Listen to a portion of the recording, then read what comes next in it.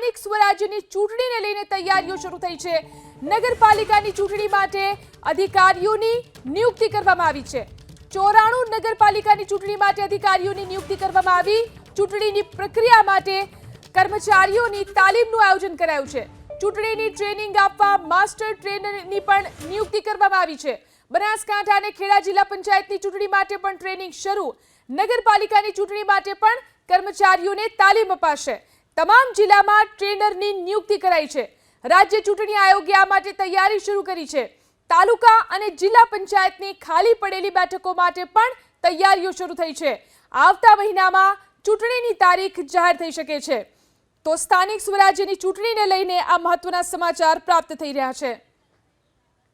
આ વિશે વધુ જાણકારી મેળવી અમારા સંવાદદાતા કલ્પેશ ચાવલ આપણી સાથે ન્યૂઝરૂમથી લાઈવ જોડાયા છે। કલ્પેશ, જે સ્થાનિક સ્વરાજ્યની ચૂંટણીઓ છે તે ક્યાં સુધીમાં થઈ શકે છે અને તેને લઈને શું શું તૈયારીઓ શરૂ કરવામાં આવી છે? જીલન, હવે રાજ્ય ચૂંટણી આયોગ જે પ્રકારની તૈયારીઓ કરી રહ્યું છે, ગમે ત્યારે સ્થાનિક સ્વરાજ્યની ચૂંટણીના પડઘમ વાગે એ પ્રકારની શક્યતાઓ છે। કારણ કે કર્મચારીઓને તાલીમ આપવા માટે માસ્ટર ટ્રેનર્સ 33 નિયુક્ત કરી દેવામાં આવેલા છે।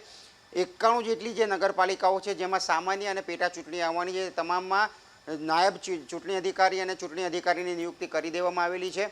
એટલું જ નહીં, પરંતુ પેટા ચૂંટણીઓ જે આવવાની છે, રાજકોટ જિલ્લાની વાત કરવામાં આવે તો ગોંડલ, જસદણ, જેતપુર સહિતની જે બેઠકો છે તાલુકા પંચાયતની, એના માટે પણ ચૂંટણી અધિકારી અને નાયબ ચૂંટણી અધિકારીની નિયુક્તિ કરવામાં આવી છે। અને આ જ પ્રક્રિયા મોરબીની જે વાંકાનેર અને માળિયા મિયાણાની બેઠક છે, પોરબંદર જિલ્લાની તાલુકા પંચાયતની ખાલી પડેલી બેઠકો તેના માટેની કરી દેવામાં આવી છે તૈયારીઓ। એટલે સૌથી પહેલાં હવે કર્મચારીઓને તાલીમ આપવામાં આવશે, એના માટે માસ્ટર ટ્રેનર્સ છે, સાથે જ ચૂંટણી અધિકારી, નાયબ ચૂંટણી અધિકારીની નિયુક્તિ કરી દેવામાં આવી છે। એટલે જે તૈયારીઓ છેલ્લા એક અઠવાડિયામાં થઈ છે એની પરથી લાગી રહ્યું છે કે ગમે ત્યારે સ્થાનિક સ્વરાજ્યની ચૂંટણીઓની જાહેરાત થાય।